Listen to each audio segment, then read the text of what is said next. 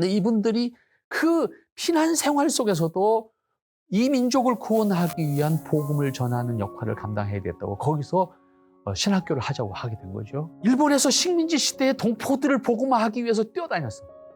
돌아와서 해방 맞아서 전쟁통에 민족 복음화를 위해서 뛰어다녔어. 이분의 설교를 읽어보면요, 뜨거워요. 지금까지 우리 교단의 신학적 전체성은 역사적 개혁주의. 2000년 기독교 역사 속의 정통을 계승하고 있는 것이 결국 개혁과 신학이다라고.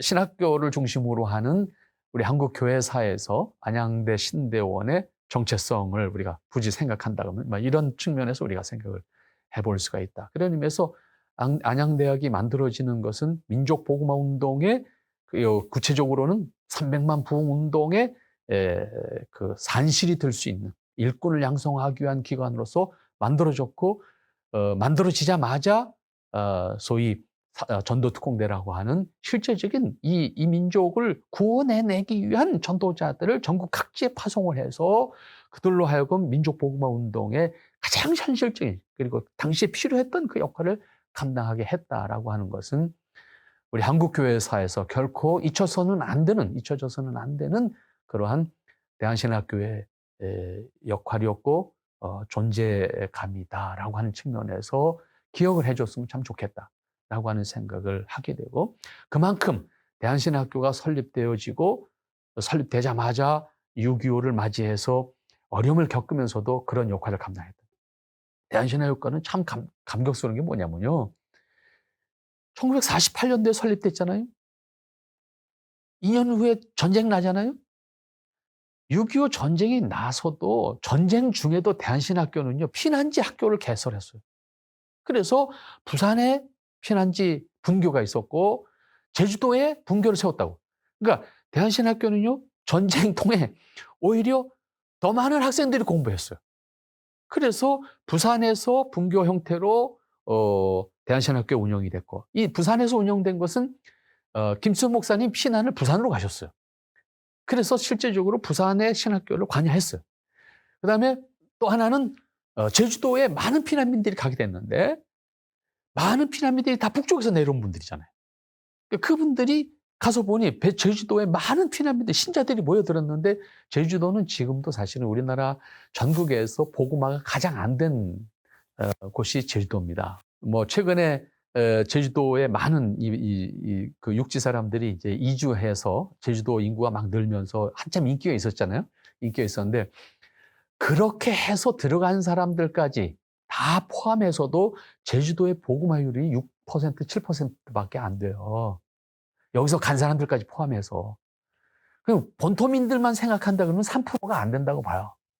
그러니까 지금도 제주도는 복음화율이 가장 낮은 지역인데, 6.25 당시에 제주도의 복음화율이라는 건 우리가 상상이 불가능한 정도로 낮은 곳이었죠. 그런데 갑자기 많은 피난민들이 몰려갔는데, 그 피난민들의 다수가 뭐예요? 그리스도인들이잖아요.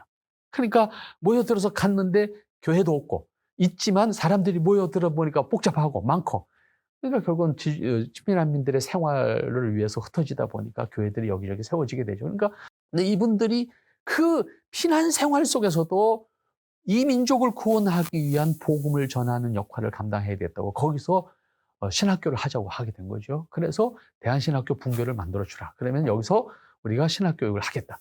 이렇게 해서 사실은 피난지에서 대한신학교를 운영하게 돼요. 대한신학교의 역사가 피난 생활 속에서도 계속됩니다.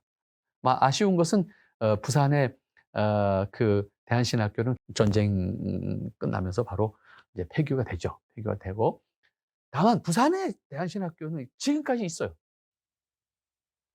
부산 장신대학이 대한신학교가 출발시키는 학교. 그러니까 지금 부산 장신대학이라고 하는 학교는 다른 곳에 옮겨져 있습니다만은, 부산 장신대학의 출발점은 바로 그 대한신학교가 피난통에 피난지에서 학교 공부를 하던 것이 본교가 서울로 올라오면서 거기 계속 신학교를 한 것이 지금 부산 장신대학이라고. 그러니까 사실은 대한신학교가 지금 안양에 내려서 안양대학이 됐지만 전쟁 가운데서도 우리 한국의 복음 전파 역사 속에서 전쟁 속에서 피난민 시절에도 복음 전하는 역할을 끊임없이 했던 학교 가운데 대표적인 학교고, 그 역할은 지금까지도 부산에서는 장신대학을 통해서 계승되고 있다라고 하는 사실을 우리는 분명히 확인할 수가 있는 거예요. 이렇게 우리 안양대학의 역사 속에서 우리 한국 교회사를 이렇게 관통해가는 큰 흐름을 어, 어, 감당했던 역사, 그리고 그 이후에 지금까지 역사 속에서 전국 각지에 우리 안양대 졸업생들이 복음을 전하는 그런 역할을 감당합니다. 실제적으로 우리 대신교단이 만들어진 다음에도요, 만들어지기 전까지는 그 당시는 교단이, 우리나라 장로교단이 지금처럼 많지 않았던 시대였기 때문에 대한신학교 졸업생들이 장로교단 안에서 각각의 역할을 감당했고, 그 다음에 또 일부 사람들은 다른 교파, 뭐 감리교회 가서 사역하시는 분들도 많이 계셨고, 침례교회 가서 사역하시는 분들도 많이 계셨고, 혹은 그리스도의 교회, 이런 다른 교파에 가서, 그 이후에는 순복음에 가서 사역하신 분들, 이렇게 우리 교단만이 아니라 다른 교단에 가서 활동하신 분들도 많이 계셨습니다. 그 다음에 또 하나 생각할 수 있는 것은, 지금은 우리 대신교단이 1961년에 만들어지기 이전까지 대한신학교, 곧 안양대학의 우리 한국 장로교회 안에서의 위치가 뭐였느냐라고 하는 걸 또 생각할 필요가 있어요. 그것은 뭐냐면, 해방 직후에는 우리 장로교 안에 조선신학교라는 학교밖에 없었어요.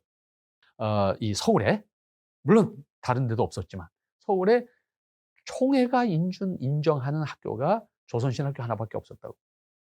조선신학교가 지금 한신대학이 된 거죠. 한신대학이 됐는데, 해방 직전에 1940년에 서울에서 만들어진 학교가 조선신학교인데, 근데 해방되어서 이제 남한만 일단은 그 총회를 만들어서 운영할 수밖에 없는 상황이 돼서 남한의 교단들, 장로교가 모여서 총회를 구성하게 되는데, 신학교가 없으니까 조선신학교를 총회신학교를 일단 인준을 하게 됩니다. 인준을 했는데 문제는 사상의 다름이 이제 드러나면서 결국 조선신학교의 사상을 총회가 받아들일 수 없다라고 하는 입장이 된 거예요. 이렇게 됨으로써 결국은 교단이 만들어지게 되죠. 그래서 기장교단이라는 것이 만들어져서 조선신학교를 중심으로 해서 결국 조선신학교를 중심으로 하는 기장이 만들어졌고, 그다음에 해방 이후에 여러분들 아시는 대로 일제시대 때 신사참배와 관련해서 회계 문제를 가지고 대립하다가 고신 측이 이제 고신교단이 만들어졌고, 그래서 고신교단, 그다음에 기장교단이 만들어졌다고. 그것이 뭐 굳이 표현하면 1차 한국 장로교 분열, 2차 한국 장로교 분열, 이렇게 얘기하는 거예요. 그 다음에 3차 분열이라고 하는 것이 1959년에 이루어지게 돼요. 1959년까지는 그러니까 한국 남한 쪽에 교단이 3개, 장로교가 세 개가 있었다고 이렇게 볼 수 있어요. 물론 주류 교단을 말하는 겁니다만은, 그것이 이제 기장, 그다음에 고신, 그다음에 예장, 이렇게 이제 세 개 교단이 있었던 거예요. 그 중에 가장 큰 세력이 이제 예장총회죠. 예장총회가 가장 큰 세력을 형성하고 있었던 겁니다. 그 예장총회가 1959년도까지 쭉 있었던 거예요. 그리고 지금 총회신학교라고 하는 것이, 장로회 총회신학교라고 하는 것이 그때부터 쭉 있었던 거예요. 1959년까지. 그리고 이때에 대한신학교, 그러니까 안양대학교 전신인 이 대한신학교는 이때에 결국 어떤 위치에 있었는가 하면, 당시에 장로회 총회신학교는 주간학부였고, 대한신학교는 사립이지만 당시에 총회의 야간학부였다고. 그래서 실제적으로 대한신학교는 당시에 총회신학교였어요. 실제적으로. 학교명은 대한신학교였고 사립이었지만 총회가 인준하는 총회신학교였다. 야간학부였다. 그래서 이때까지 1959년도까지 문제가 없이 그냥 총회신학교 야간학부로서의 대한신학교 위치를 가지고 있었다. 이렇게 보시면 됩니다. 그렇기 때문에 이때까지 문제가 없었는데 59년도 분열하면서, 이때 분열이라는 것은 합동 측과 통합 측의 분열이에요. 합동 측과 통합 측의 분열인데, 이때 분열을 하면서 통합 그럼 총회신학교 당시에 장로의 총회신학교가 어디로 갈 거냐 하는 문제가 생깁니다. 이때의 총회신학교는 대부분의 선교사들과 함께 사실은 장신 그러니까 통합 측에 남아요. 그러니까 합동 측은 일부 교수와 학생들만 남았고 학교가 없는 거예요. 그래서 결국은 다시 만들어지게 되는 거죠. 그러니까 지금 총신대학은 그 이후에 다시 사실상 만들어지는 학교입니다. 근데 그럼 대한신학교는 어떡할 거야? 대한신학교는 총회신학교로 인준은 받고 있었지만 사립이야. 그러니까 이 대한신학교는 어디로 갈 거냐라고 하는 문제를 이제 김치선 목사님이 결정을 해야 돼요. 이때에 합동 측, 그러니까 지금 합동 측의 강력한 그 요청은 대한신학교, 총회신학교 하자 이렇게 된 거죠. 그러면 어차피 학교는 없으니까 이 합동 측에 학교가 없으니까 그냥 이거 총회신학교 하면 되겠다 이렇게 김치성 목사님은 이 부분에 있어서 사실은 브레이크를 거십니다. 대한신학교는 대한신학교다. 이렇게 하면서 사실은 합동 측과의 관계가 껄끄럽기 시작하게 돼요. 이렇게 되면서 결국은 김치선 목사님의 위치가 결국은 통합도 합동도 아닌 이 위치가 이제 이 주류 위치에서 아웃되는 상황입니다. 이것이 김치선 목사님이 사실상 한국 장로교사에서 이제 소외되는 그런 상황이 만들어지게 되는 원인이다. 이렇게 이제 볼 수가 있습니다. 그렇게 해서 김치선 목사님은 당장 이제 문제가 생긴 거예요. 그러면 우리 졸업생들을 어떻게 할 거냐. 그래서 이 졸업생들을 배출만 해서 이 졸업생들을 그럼 통합 측에 보낼 건지 합동 측에 보낼 건지 보내면 될 건지 뭐 이런 문제들이 이제 사실 복잡하게 생겼죠. 이런 상황들이 만들어지면서 김천 목사님의 과제는 이거 되기 위해서는 결국은 졸업생들을 이 학교를 유지하고 졸업생들을 위해서는 결국 교단이 필요하다라고 하는 현실적인 문제가 이제 대두가 됐고 하지만 스스로 해결할 수 있는 방법이 없었고 이런 과정 속에 사실은 당시에 이념 대립을 세계적으로 이념 대립이 있었죠. WCC라고 하는 단체가 만들어졌고 이때 이념 대립과 더불어서 반 WCC를 주창하면서 만들어진 단체가 있어요. 그것이 바로 ICCC라고 하는 단체예요. WCC에 대항하는 단체로서 ICCC라고 하는 성경적인 보수 신앙을 천명하면서 소위 반공주의 이데올로기를 어, 천명하는 단체로서 ICCC라고 하는 단체가 만들어진 여기에 주도했던 미국 성경 장로회 를 대표했던 사람이 칼 맥킨타이어라고 하는 사람이었습니다. 이 칼 맥킨타이어라고 하는 사람이 그 이념 대립의 최전선이 된 이 한반도에 관심을 가지게 됐고 가장 몸으로 체험하고 있는 지역이다 보니까 이 ICC 그룹을 좀 더 확장하고 ICC 그룹의 정체성을 만들어 가기 위해서는 한국의 ICCC의 회원 교단이 필요하다라고 하는 입장을 가지게 되고 한국 교회를 계속 두들기게 됐죠. 한국 교회가 이 ICCC의 회원 교단들이 됐으면 좋겠다. 그래서 접촉을 했는데 보수적인 사상을 가진 신학적으로 보수적인 사상을 가진 교단들이 여기에 에, 경제적인 도움은 다 받았어요. 그러니까 실제적으로 고신교단, 그 다음에 지금 합동측 교단들이 이 과정 속에서 어, 참 어려웠죠. 고신이 처음 출발할 때도 뭐 교회 몇 개 안 됐었잖아요. 그 다음에 경제적인 어려움이 있잖아요. 그래서 신학교도 세워야 되고 뭐 해야 되는데 아무것도 없는 바로 이 RCCC의 지원금에 의해서 많은 도움을 받았고 마두원 선교사라고 하는 선교사가 그쪽에 입장에 서 줌으로써 어떤 한국 교계의 인지도 또 인정을 받게 됐고 뭐 이렇게 하면서 고신교단이 세워졌죠. 그다음에 합동 측도 신학교가 없어진 상태에서 아무것도 없는 빈털터리 된 상황에서 어떻게 할 수가 없으니까 그 남은 학생들하고 같이 공부할 자리도 없으니까 결국은 당시에 대한신학교가 야간이었잖아요. 그러니까 주간에 어차피 교실이 비어 있잖아요. 그러니까 사실은 지금 총신대 그 당시 학생들 다 주간에 대한신학교 와서 공부했다. 대한신학교 교실에서 공부하고. 근데 이게 오래 계속할 수 없으니까 결국은 RCCC의 도움을 받아서 용산역 앞에 학교 건물을 마련하여서 지금 사당동으로 가기 전까지 거기서 공부했다고. RCCC의 도움을 받은 거예요. 그렇지만 RCC의 회원 교단으로서 동참하는 것은 원치 않았어요. 그 이유는 RCCC가 지향하는 극단적인 근본주의, 세대주의적 근본주의라고 하는 입장을 가졌기 때문에 거기에 동참하는 것은 다 거부했어요. 그러던 차에 이제 김치선 목사님이 59년도 통합과 합동이 분열되면서 그런 상황이 만들어졌고, 김치선 목사님과 대한신학교가 갈 데가 없는 상황이 됐고, 이런 상황 속에서 그 돌파구가 바로 RCCC의 맥킨타이어 박사가 된 거예요. 우리가 대한신학교를 지원할 테니 그러면 너희가 교단을 만들어서 우리 회원교단이 되고, 우리 회원교단으로서 한국의 중심적인 역할을 해라고 1960년도에 맥킨타이어 박사와 김선 목사님의 이야기가 되고, 그것을 통해서 결국은 그러면 교단을 창립하자 이렇게 얘기가 돼서 1961년도 6월 21일 날 실제적인 그 총회를 구성을 하고 우리 교단이 출발을 하게 된 겁니다.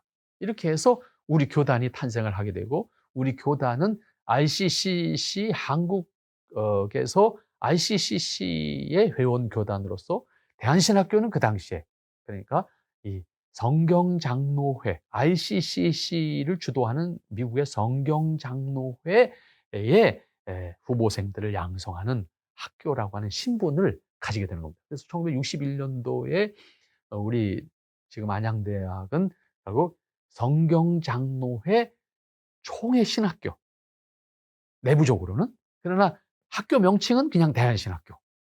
그리고 교단 안에서는 성경장로회 총회 신학교. 이렇게 된 거죠. 이렇게 해서 역사적인 교단의 출범과 더불어서 우리 대한신학교의 위치가 이제 다시 만들어지게 돼요. 그러니까 1959년도까지는 한국장로교회의 일꾼을 양성하는 학교였어요. 그러니까 1959년도에 합동과 통합이 분열되면서 이제 대한신학교의 위치가 없어지게 되니까, 이때 이제 1960년도에 새로운 교단을 만들면서 이제 대한신학교 위치를 성경장로회 총회신학교로 가자 이렇게 정리가 됐고, 61년도에 성경장로회 총회가 출범을 하면서 이때부터 대한신학교는 성경장로회 총회신학교라는 위치를 가짐으로써 다시 한국장로교의 역사를 이어가게 되는 것이고, 이때 성경장로회 총회라고 하는 것은 바로 미국의 ICCC를 주도하는 미국의 성경장로회 이름을 그대로 교단 명칭에 사용해서 성경장로회 총회라고 하는 이름을 가지게 된 겁니다. 그래서 실제로 오늘 우리 대신교단의 초기의 출발점에 1961년도의 교단 명칭은 지금처럼 대한예수교 장로회 총회가 아니었습니다. 대한예수교 성경장로회였습니다. 대한예수교 성경장로회가 우리 교단 최초의 명칭이었고, 이 명칭을 이제 버리게 되는 것은 이제 몇 단계가 있어요. 그것이 첫 번째는 1968년입니다. 1968년에 이제 성경장로회 ICCC와 결별을 하게 돼요. 그러니까 성경장로회를 주도하는 ICCC와 결별을 하게 되는 것이 1968년도인데, 68년도에 결별을 하면서 성경장로회 총회는 그대로 성경장로회 총회라고 했고, 대한신학교를 중심으로 역사를 이어가는 그룹은 이제 대한예수교 장로회라는 이름을 가지게 되고, 그리고 성장측이라는 이름을 가지게 돼요. 그리고 그것이 다시 1972년도, 그러니까 4년 후에죠. 4년 후에 1972년도에 다시 성장측이라고 하는 이름을 버리고 비로소 대신측, 지금 말하는 대한예수교 장로회 대신측이라고 하는 이름을 천명하게 된 것이 1972년도입니다. 1972년도에 대신측이라고 하는 이름을 선언하면서 지금까지 이제 소위 대신측이라고 하는 이름으로 역사를 이어오게 되는 것입니다. 그래서 이렇게 우리 교단의 역사와 더불어서 대신측이라는 이름을 가지게 되는 과정. 그다음에 신학적인 측면에서는 우리 교단은 처음서부터 사실은 아까 말씀드렸던 영재형 선교사 말씀드렸죠. 그다음에 김치선 목사님이 대한신학교 설립자로, 그다음에 우리 대신 측 교단의 설립자로서 위치를 가지고 있다고 말씀드렸죠.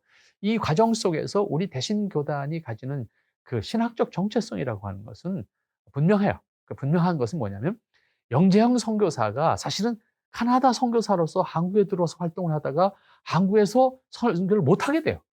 그 못하게 된 이유가 뭐냐면 카나다 장로교회가 선교사를 파송한 이후에 카나다 장로교회가 대중교회와 어떤 몇 교단이 합쳐서 장로교회라는 이름을 버리게 돼요. 장로교회라는 이름을 버리면서 연합교회, 소위 유나이티드 처치를 만들게 돼요. 그러니까 장로교회 정체성이 없어지게 되는 거죠. 이 말은 다시 표현하면 전부 다 1900년대 초기에 북미 대륙에 불었던 자유주의 신학의 영향이에요. 그러니까 그 당시에 이 카나다 선교부에서 소속으로 한국에서 활동했던 선교사들 가운데에서 그 일에 동의하지 않은 사람이 세 사람이 나와요. 그중에 하나가 영재형 선교사고요. 그러니까 이 얘기는 무슨 얘기냐면 우리는 자유주의 신학에 동의할 수 없다, 이런 입장이었던 거예요. 그래서 영재형 선교사가 그 그룹에서 뛰쳐나오게 되고, 또 한 사람이 어바력 선교사라는 사람. 어바력 선교사라는 사람이 역시 마찬가지로 나는 거기에 동참할 수 없다라고 해서 독립하게 되죠. 이렇게 해서 이 어바력 선교사는 이제 평양신학교 교수로서 사역을 하게 돼요. 영재형 선교사는 복음 전하는 것이 소명이니까 나는 그 일을 계속해야 되는데 한국에서는 할 수 없으니까 카나다로 돌아가면서 생각한 거죠. 한국 사람들 선교하는, 이 당시에 식민지 시대니까 일본에 한국 사람들이 많이 있다. 저 사람 선교하러 가겠다. 그래서 일본으로 가면서 한국에다가 연락해서 김지선 목사한테, 당시엔 신학생이었죠. 평양 신학생. 너 일본으로 와. 그러니까 사실은요, 가서 먼저 영재용 선교사가 일본에 가서 부른 게 아니에요. 사실은 도착한 날짜를 계산해 보면요, 김지선 목사님이 먼저 도착한다. 영재용 선교사는 카나다에서 오고 김지선 목사는 한국에서 가고. 그렇게 해서 같이 만나서 그래서 일본 사역을 하면서 키워내는 거거든요. 그러니까 이 김치천 목사님의 사상은 영재형 선교사는 양아버지니까 이 영재형 선교사님의 사상이 철저하게 계승을 했죠. 그다음에 고베 중앙신학교에서 공부했어요. 고베 중앙신학교는 당시에 남장로교가 주도하는 신학교였다. 그래서 실제로 김치선 목사님의 조직 신학 강의 노트를 보면 남장로교 신학자들의 텍스트를 다 이용하고 있다고. 그 가운데 대표적인 게 댐리라고 하는 신학자예요. 이 댐리라고 하는 신학자의 조신학을 중심으로 해서 김치선 목사님이 대한신학교나 장로교총회 신학교에서 가르쳤다고요. 그 내용을 보면 이분은 철저하게 그때 이미 정통신학에 대한 입장을 가지고 계셨어요. 그리고 스스로가 박사학위 논문을 쓸 때도 성경 모세 오경의 저작서를 가지고 썼잖아요. 그러니까 그 당시에 1920년대 북미 대륙에서 가장 뜨거웠던 감자가 뭐냐면 결국 성경 무호소를 인정할 거냐 부정할 거냐는 문제였거든요. 그다음에 성경의 내용 가운데에서 소위 초자연적 사건을 역사적 사건으로 인정할 거냐 말 거냐라고 하는 문제, 이게 첨예한 대립이었거든요. 거기에 김수영 목사님은 소위 오경의 모세 저작서를 졸업 논문으로 썼다고. 그러니까 정통신학이 있죠. 이때 그 사상을 근본주의로 했다고. 이때 근본주의라고 하는 것은 소위 세대주의적 근본주의하고는 다른 거예요. 성경과 성경의 내용을 정통적인 신앙적 입장에서 인정하는 신앙을 당시에 근본주의라 했다. 그러니까 근본주의 그룹이라고 하는 것은 장로교면이 아니었다고. 장로교 감리교 안에도 회중주의 안에도 그리스도교회 안에도 침례교 안에도 이 그룹, 소위 성경의 무호소를 인정하는 사람들은 다 그 사람들을 묶어서 근본주의라고 했다고. 그러니까 근본주의 하는 건 자유주의예요. 이렇게 구분됐을 때에 근본주의 입장이 바로 김시호 목사님의 입장입니다. 그러니까 김시호 목사님은 그런 사상으로 우리를 가르쳤고 우리 한국교회를 가르쳤다고요. 그분의 뭐 강의 노트를 보면 아는 거니까. 다만 문제는 이분은 아까 제가 초기에 소개했죠. 이분은 신학생 시절부터 뭐 했어요? 복음 전하는. 내가 사실은 오늘까지 그분의 설교집 이제 제 4권, 전집 4권을 지금 사실 교정 보고 있는 상황인데 오늘 끝내는 상황인데 오늘 이제 이제서로 넘어갈 수 있는 상황이 됩니다. 그런데 이분의 설교를 읽어보면요, 뜨거워요. 단순히 뭐 그냥 소리 크게 했다고 뜨거운 게 아니에요. 어? 그 내용을 보면 민족 복음화라고 하는 그 뜨거운 열정이 처음부터 끝까지 다 있다고. 어느 본문을 가졌든 어떤 상황에서 누구를 대상으로 설교하든 신학생으로 대상으로 설교했든 일반 신자한테 설교했든 똑같아. 그러니까 지금 막 여기서 지금 설교하시는 것 같아요. 그 설교를 읽어오는. 그렇게 뜨거웁니다. 그러니까 이분은 학자지만 그렇게 아쉬운 것은 상대적으로 아쉬운 건 뭐냐면 학자적인 글이 없어. 이게 아쉬운 거예요. 근데 이분의 사역의 현장이 그런 거였어요. 일본에서 식민지 시대의 동포들을 복음화하기 위해서 뛰어다녔어. 돌아와서 해방 맞아서 전쟁 통해 민족 복음화를 위해서 뛰어다녔어. 근데 이분이 앉아갖고요, 무슨 논문을 쓰고 이런 게 아닌 거예요. 이분은 복음을 전하기 위해서 전국 칼줄 뛰어 돌아다닌 분이거든요. 그러니까 이분은 설교 속에 이분이 있다고. 그러다 보니까 사실은 이분은 대한신학교 만든 다음에도 신학의 무슨 열정, 복음화의 열정인 거예요.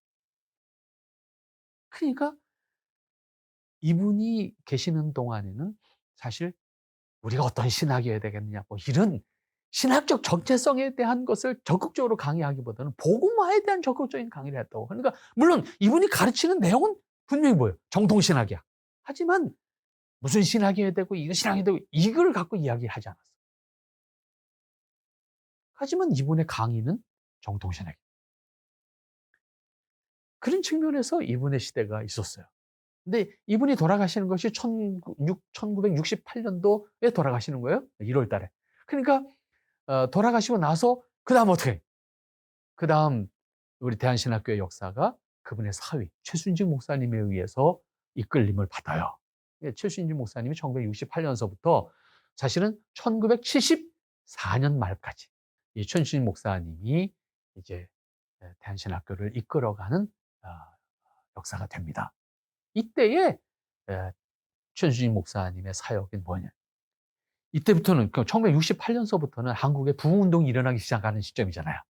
그러니까 신학생들이 학교로 오기 시작하는 거예요. 몰려들기 시작하는 거예요. 그래서 그 절정이 사실은 1970년대 말, 1980년대가 그 절정에 이르지만은 68년서부터 이미 학생들이 조금씩 옛날처럼 학생들이 없는 게 아니라 몰려들기 시작했다. 조금씩. 68년서부터 이분이 하는 작업이 뭐였어요? 이분이 하는 작업이 바로 신학의 정체성을 확립하는 작업. 그래서 이분이 이제 신학교를 사실상 책임지면서 이끌어가기 시작하고 이분이 1972년에 대신측 선언을 하는 것이 이분이에요. 그러면서 이분이 1972년도에 대신측 선언을 하면서 교회 선언문이라는 것을 작성을 해요. 그것이 바로 우리 교단의 신학적 정체성이에요. 지금 우리 교단 교회법이죠. 교회법 전문에 붙어 있는 교단 선언문이야. 우리 교회 선언문. 그거를 만들어서 당시에 크리스천 신문에다가 공고를 내요. 그 공고를 내면서 우리 교단이 대신측이라고 하는 이름으로 출발합니다. 다시. 그러면서 우리 교단의 신학적 정체성은 이겁니다. 라고 하는 하단 광고를 해요. 이 광고문에 들어있는 것이 교회 선언문이에요. 그 신학적 정체성이 저희 지금 우리가 말하는 개혁파 신학이에요. 개혁주의 신학이라고 보통 말하죠. 개혁주의 신학이에요.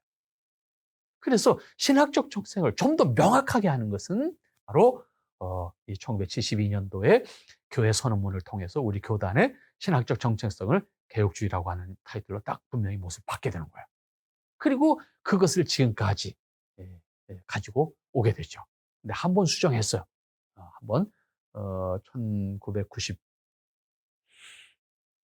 1999년인가요? 정확하게 지금 기억이 좀 왔다 갔다 합니다. 아마 그즈음이에요. 1999년쯤에 우리 교단 그 선언문 전문을 한번 수정하는 계기를 가지게 되는데 지금까지 우리 교단의 신학적 정체성은 역사적 개혁주의 혹은 역사적 기독교의 정통신앙을 추구한다라고 하는 입장을 분명하게 못 박아서 지금까지 내려오고 있는 것이 우리 대신 측의 신앙적 역사다라고 하는 것을 우리가 다시 한번 기억을 하면 좋겠다 생각을 하고 사실 개혁파 신학이 뭐냐?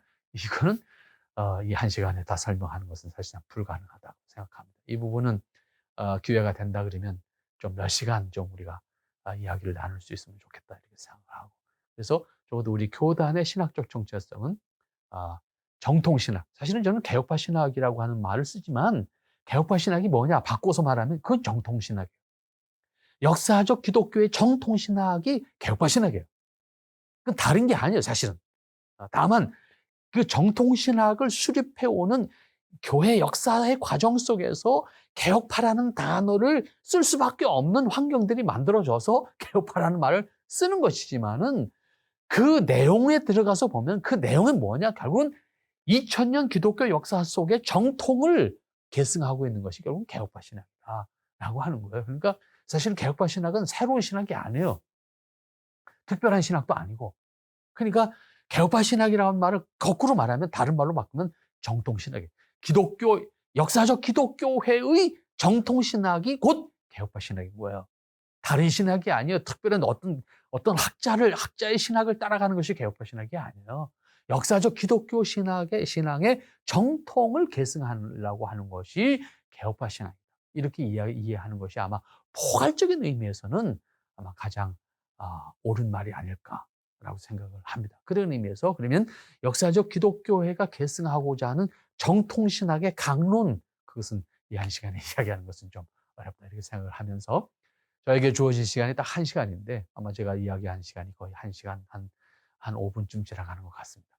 그래서 여기서 오늘은 마무리를 해야 되지 않겠나 생각하는데, 직접 대면을 해서 같이 이야기를 나누고 그다음에 뭐 질의응답을 좀 더 받고 하면 더 좋겠지만, 뭐 시대가 이런 시대니까 온라인으로 여러분을 만나게 됐는데 어쨌든 이렇게 만난 것 대단히 감사하고, 또 여러분들이 어, 이러한 우리 한국 교회사에서 귀한 그 역사적 위치를 가지고 계승하고 있는 여러분의 위치가 있다는 사실을 분명히 기억을 하면서, 여러분이 한국 교회를 위해서 또 이 긴 역사를 계승해 내려오는 안양대학교의 역사와 그다음에 우리 대신측 교단의 역사 속에 기독교 정통 신학이 흘러가고 있다.